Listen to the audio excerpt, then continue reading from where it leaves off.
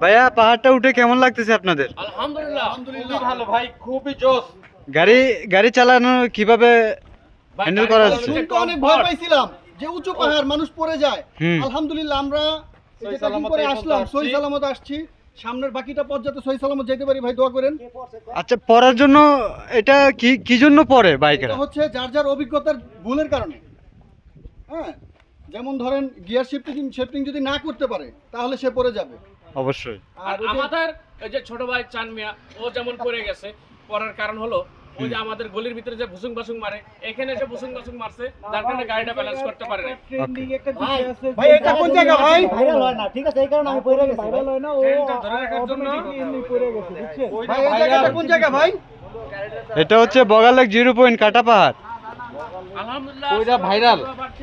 যেন না পড়লে ভাইরাল হয় না। ভাই ভাই আমি পড়তে চাই না। ভাই ভাই ভাই আল্লাহ, তুই ভাইরাল করলি জায়গাটা। সবাই ভাই ভাই এটাও নিন, এটাও নিন, এটা নিন। কয়টা নিব জানি ভাই? আমার সামনে বলি, পাশে বয় না।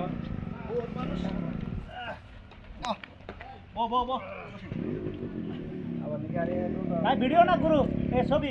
ছবিও দেখ ভিডিও। একটাতে ছবি, একটাতে গ্রুপ। আসেন সামনে আসেন আস্তে।